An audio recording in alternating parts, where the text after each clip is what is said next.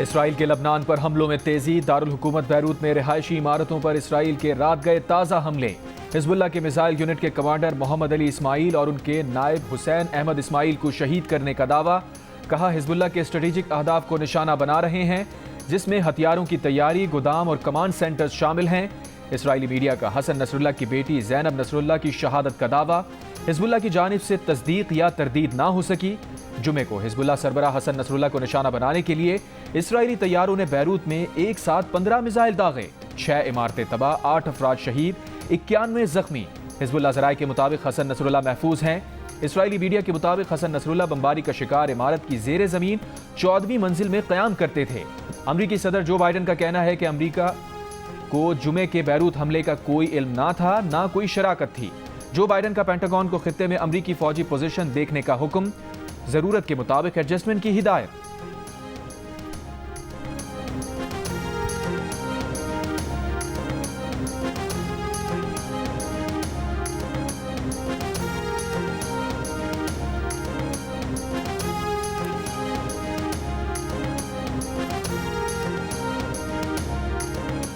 Hezbollah की तरफ से भी इसराइल पर हमले जारी। रात गए इसराइल पर 65 रॉकेट फायर किए, कई मकामात पर आग लग गई। इसराइली शहर तल अबीब में हमलों का अलर्ट जारी। फजाई दिफाई निज़ाम हाई अलर्ट, शेल्टर्स खोल दिए गए। यमनी फौज का बुहेरा अहमर में 3 अमरीकी जंगी जहाज़ों को निशाना बनाने का दावा। ईरानी वज़ीर ख़ारिजा अब्बास इराक़ची ने कहा है कि इसराइल ने बैरूत पर हमले में अमरीकी बंकर बस्टर बॉम्ब इस्तेमाल किए।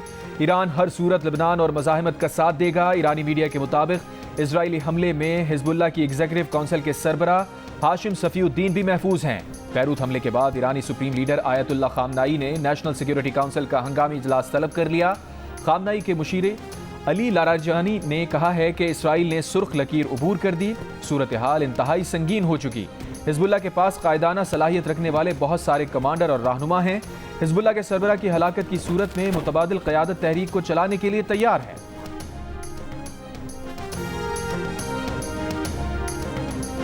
इसराइल मासूम फ़लस्तीनियों की बाज़ाब्ता नस्ल कुशी कर रहा है। इस जुल्म में वो शामिल है जो इसराइली जारियत पर खामोश है। इसराइली खून रेज़ी फौरी बंद की जाए।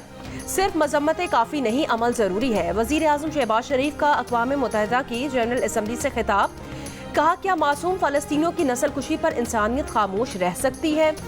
फ़लस्तीनी बच्चे जिंदा दफन हो रहे हैं, जल रहे हैं और दुनिया तमाशाई बनी हुई है। माएँ अपने बच्चों की लाशें गोद में लिए बैठी हैं।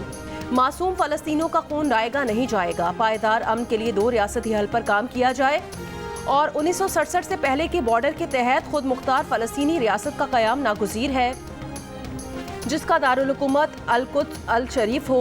फ़लस्तीन को लाज़मी तौर पर अक़वाम मुत्तहिदा की फ़ौरी मुकम्मल रुकनियत दी जाए। वज़ीर आज़म ने लबनान पर इसराइली हमलों का मामला भी उठाया और कहा कि चंद ही रोज़ में इसराइली बमबारी ने लबनान में भी 500 अफराद को कत्ल कर दिया। ये भी कहा कि अक़वाम मुत्तहिदा अपनी ही करारदादों पर इसराइल से अमल दरामद करवाने में नाकाम है। Since the 5th of August 2019, India has initiated unilateral illegal steps to impose what its leaders ominously call a final solution for Jammu and Kashmir. This hackneyed tactic is employed by all occupying powers, but it has always failed. In Jammu and Kashmir too, it shall fail by the grace of God.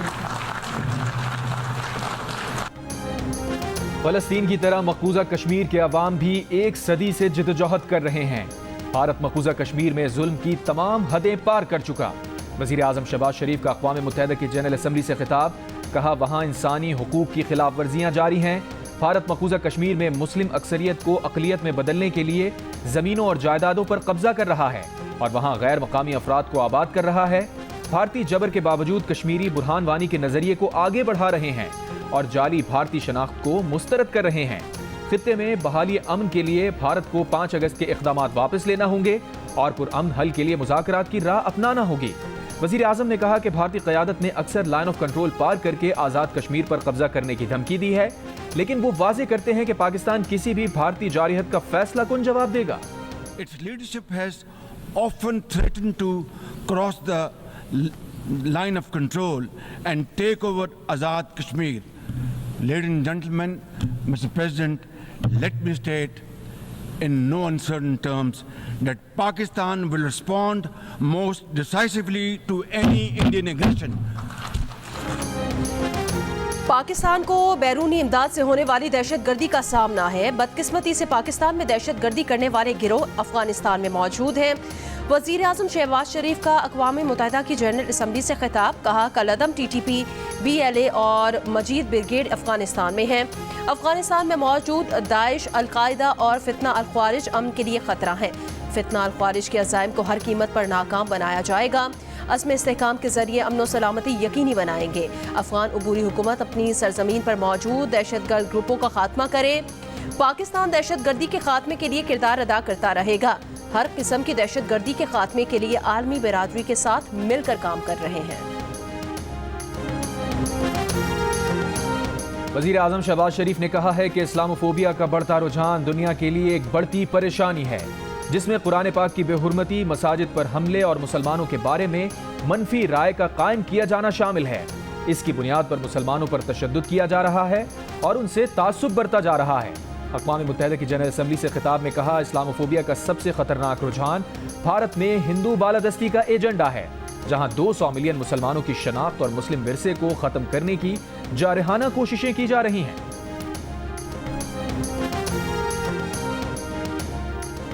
Lahore के मुख्तलिफ इलाकों में सुबह सवेरे बारिश। महकमा मौसमियात ने आज भी पंजाब, खैबर पख्तूनख्वा, इस्लामाबाद, कश्मीर और गिलगित बल्तिस्तान में बारिश की पेशगोई की है।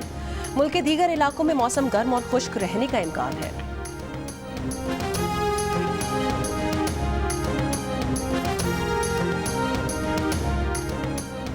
हुकूमत पंजाब ने रावलपिंडी डिवीजन के 4 अजला में 2 दिन के लिए दफा 144 नाफिज कर दी। रेंजर्स तैनात। महकमा दाखिला पंजाब ने नोटिफिकेशन जारी कर दिया। रावलपिंडी, जहलम, चकवाल और अटक में आज और कल हर किस्म के सियासी इज्तिमा, धरने, जलसे, मुजाहिरे, एहतजाज और ऐसी तमाम सरगर्मियों पर पाबंदी आए। नोटिफिकेशन के मुताबिक हथियारों से लैस शर्त पसंद अनासिर का रावलपिंडी आमिद का अंदेशा है। अमन व अमान और इमलाक के तहफ़्फ़ुज़ के लिए दफा 144 नाफिज की गई। रावलपिंडी में मेट्रो बस सर्विस बंद रहेगी।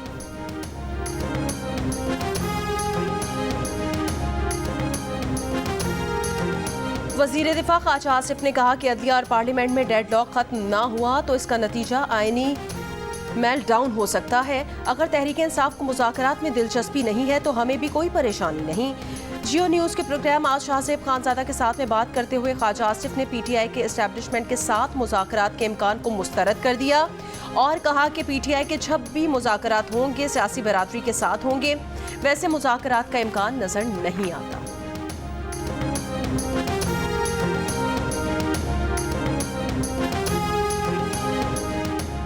वज़ीर आला खैबर पख्तूनख्वा अली अमीन गंडापुर ने कहा है कि हमारा मुतालबा है कि फॉर्म 45 सामने लाए जाएं या दोबारा इंतखाबात कराए जाएं। Council of Pakistan newspapers editors के वफ़द से मुलाकात।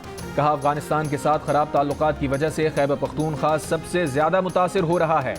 ये भी कहा कि बारात और ढोल लेकर लाहौर जाने की बात मुहावरे के तौर पर की थी, बात का गलत मतलब निकाला गया।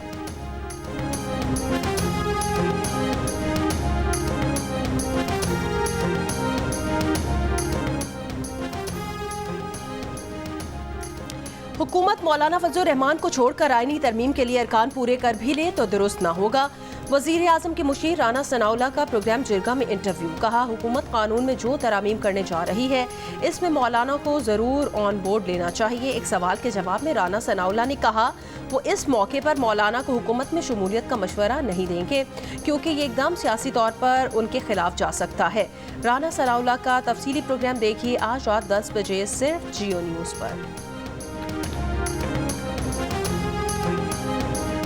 मौलाना फजल रहमान से पीपल्स पार्टी के वफ्द की मुलाकात। मुल्क की सियासी सूरत हाल, आईनी तरमीम पर बातचीत। मुलाकात के बाद नवीद कमर ने कहा, आपस में और दीगर जमातों से मुशावरत जारी रखने का फैसला हुआ। मुशावरत के बाद ही आईनी तरमीम पर कोई मुसव्वदा सामने आएगा।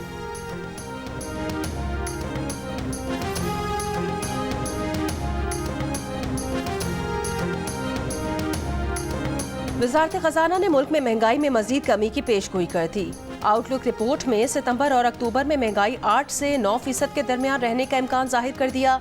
कहा, मुल्क में महंगाई सिंगल डिजिट में आ चुकी है। सितंबर में बरामदात 2.5 से 3 अरब डॉलर्स के दरमियान रहने और तरसीलात ज़र 2 अरब 70 करोड़ डॉलर से 3 अरब 20 करोड़ डॉलर तक रहने का इम्कान है।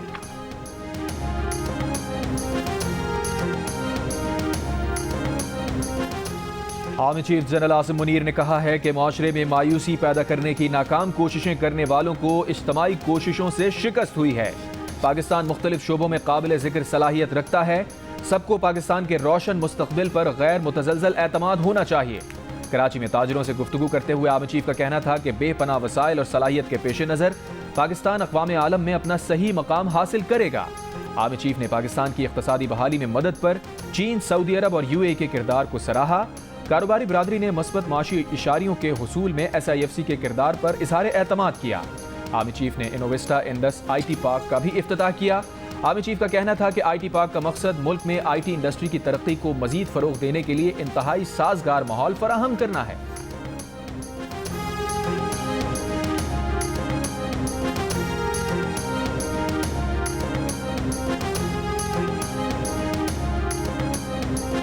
गुजरपुरा में कार सवार डाकुओं ने लोहे के ताजिर से गन पॉइंट पर 1 करोड़ रुपए छीन लिए। मुकदमा दर्ज कर लिया गया। डाकुओं की तलाश जारी। CCTV फुटेज में देखा जा सकता है कि एक कार मुतासिरा ताजिर के गाड़ी के करीब आकर रुकी।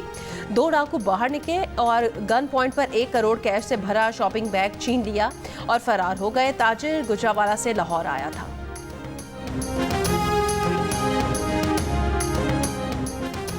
मुल्क में रवां साल का 24वां पोलियो केस हैदराबाद से रिपोर्ट। ज़राए के मुताबिक हैदराबाद में 2.5 साल का बच्चा पोलियो से मुतासिर हुआ। सिंध में रवां बरस पोलियो वायरस से मुतासरा 5 बच्चे रिपोर्ट हो चुके।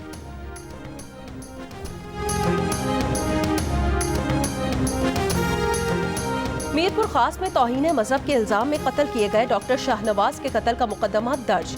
कत्ल, इंसदाद दहशतगर्दी की शिकस्त शामिल। मुकदमे में SHO एहलकारों समेत 15 अफराद शामिल हैं। साबिक DIG जावेद जसकानी, साबिक SSP मीरपुर खास असद चौधरी और साबिक SSP उमरकोट आसिफ रजा बलोच भी नामजद किए गए हैं। वजीर दाखिला सिंध ज़ियाउल हसन लंजार ने कहा कि कोई कितना बाअसर या आला अफसर क्यों ना हो, आइन और कानून का एहतराम लाजिम है। कानून की रिट और शहरियों के तहफ़्फ़ुज़ के लिए हुकूमत पुरअज़्म है। बाजौड़ में सालार ज़ईमता शाह चेक पोस्ट पर नामालूम अफराद का रॉकेट लॉन्चर और हैंड ग्रेनेड से हमला। कोई जानी नुकसान नहीं हुआ। DPO के मुताबिक जवाबी कार्रवाई करके दहशतगर्दों का हमला नाकाम बना दिया गया।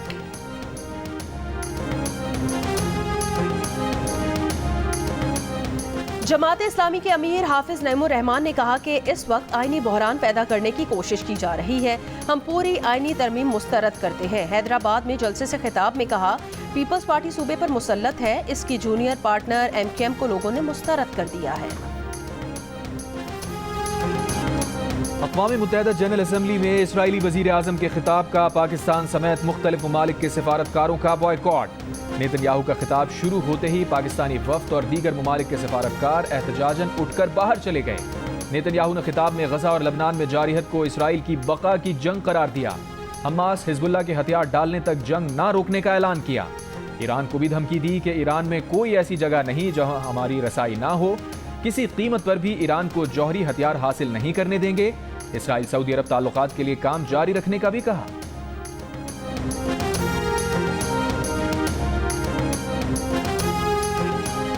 पाकिस्तान, ईरान, रूस और चीन के रहनुमाओं की न्यूयॉर्क में मुलाकात। अफगानिस्तान में अमन और इस्तेहकाम से मुतालिक उमूर पर बातचीत। ईरानी वजीर खारजा अब्बास इराक्ची की मेज़बानी में हुई इस मुलाकात में वजीर दिफा ख्वाजा आसिफ, रूस के वजीर खारजा सरगई लारोव, चीन के वजीर खारजा वांग यी भी मौजूद थे।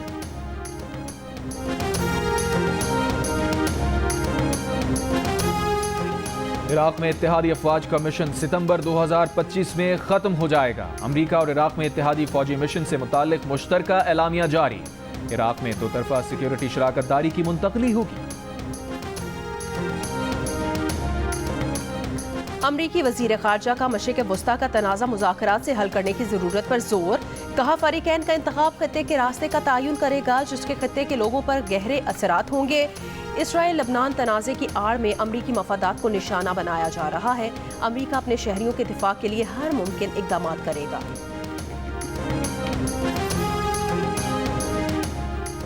रूस के वजीर खारजा सरगई लावरोव ने कहा है कि मशरिक़ वस्ता एक बार फिर बड़ी जंग के दहाने पर है और कुछ लोग चाहते हैं कि ऐसा होकर रहे। अक़वाम मुत्तहिदा की सलामती कौंसिल से खिताब में रूसी वजीर खारजा ने कहा कि इससे पहले कि सूरत हाल मुकम्मल तौर पर काबू से बाहर हो, तशद्दुद रोकना होगा, क्योंकि कुछ लोग ऐसे हैं जो खित्ते में बड़ी जंग पर उकसा रहे हैं। रूसी वजीर खारजा की लबनान पर इसराइल के अंधाधुन हमलों की भी मजम्मत।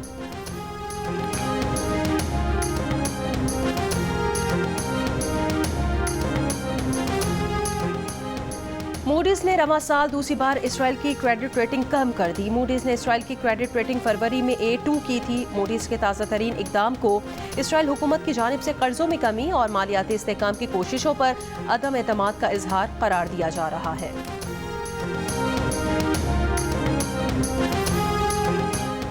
बरतानिया की पहली मुस्लिम कैबिनेट मिनिस्टर सईदा वारसी ने बतौर एहतजाज कंजरवेटिव पार्टी से इस्तीफा दे दिया। सईदा वारसी ने कंजरवेटिव पार्टी को मुनाफिकत और दाएं बाजू की सियासत का इल्जाम लगाकर खैरबाद किया। डेविड कैमरॉन की वजारत उज़्मा के दौर में सईदा वारसी पार्टी की को चेयरपर्सन के फराइज भी सरअंजाम दे चुकी हैं। कंजरवेटिव पार्टी का मौक़िफ़ है कि सईदा वारसी से उनकी मुबैना तकसीम करने वाली ज़बान के हवाले से तफ्तीश की जानी थी। इस बात को यकीनी बनाया जाएगा कि तमाम शिकायत बगैर किसी तासुब के सुनी जाएं। मीडिया रिपोर्ट्स के मुताबिक सईदा वारसी के खिलाफ शिकायत मरिया हुसैन से मुताल्लिक एक पोस्ट के हवाले से थी। सईदा वारसी ने मरिया हुसैन को अदालत से बरी होने पर एक पोस्ट में मुबारकबाद दी थी।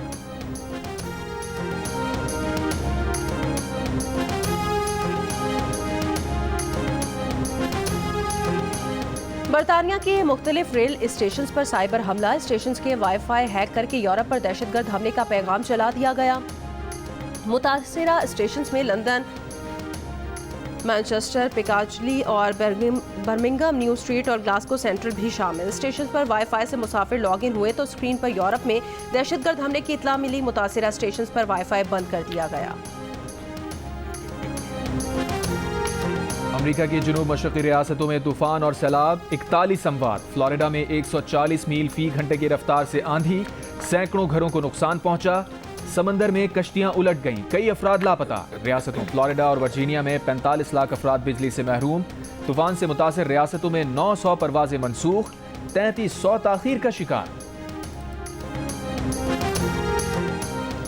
इंडोनेशिया और पाकिस्तान बड़े मुस्लिम मुल्क हैं। तिजारती ताल्लुकात बेहतर किए जाएं तो दोनों ममालिक तरक्की की नई मनाजिल तय कर सकते हैं। गवर्नर सिंध कामरान खान टिसोरी का इंडोनेशिया के कौमी दिन के मौके पर खिताब। कहा, सिंध का बेहतरीन माहौल मुनाफा बख्श सरमायाकारी के लिए आइडियल है। गवर्नर सिंध ने कराची में प्रेस क्लब चौक में इंडोनेशिया के कौमी दिन पर सजावट की तकरीब का इफ्तिताह भी किया। कहा कि पाकिस्तान तमाम ममालिक से बरादराना ताल्लुकात रखना चाहता है।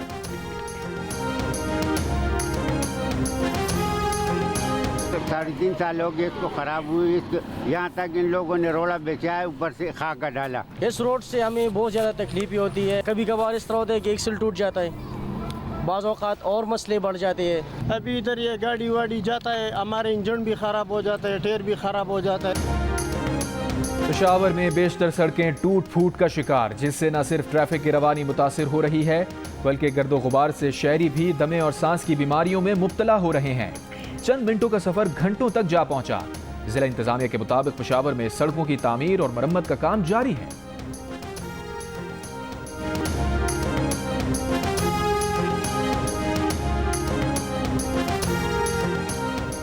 पाकिस्तान की तारीख का सबसे बड़ा झींगे की फार्मिंग का पायलट प्रोजेक्ट मुजफ्फरगढ़ में शुरू कर दिया गया। सरकारी सतह पर महकमा फिशरीज की जानिब से इब्तदाई तौर पर 100 एकड़ बंजर जमीन पर झींगे की फार्मिंग की गई है। महकमा फिशरीज का दावा है कि पायलट प्रोजेक्ट से झींगों की 100 मैट्रिक टन पैदावार के हुसूल का तखमीना लगाया गया है।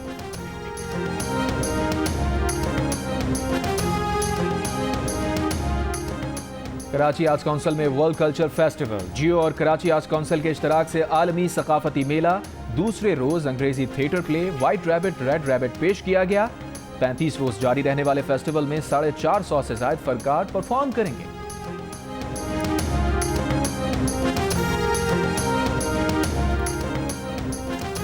चैंपियंस वनडे कप में मारखोर्स और लायंस के दरमियान एलिमिनेटर 2 फैसलाबाद में होने वाली बारिश के बायस मंसूख कर दिया गया। मारखोर्स की टीम टेबल पर बेहतर पोजीशन की बुनियाद पर फाइनल में पहुंच गई। इवेंट का फाइनल इतवार को पैंथर्स और मारखोर्स के दरमियान जियो सुपर से बराह रास्त नशर किया जाए। और मधुर आवाज, गीत यादगार, मकबूलियत आज भी बरकरार। लता मंगेशकर को सालगिरह पर मद्दाहों ने बहुत याद किया।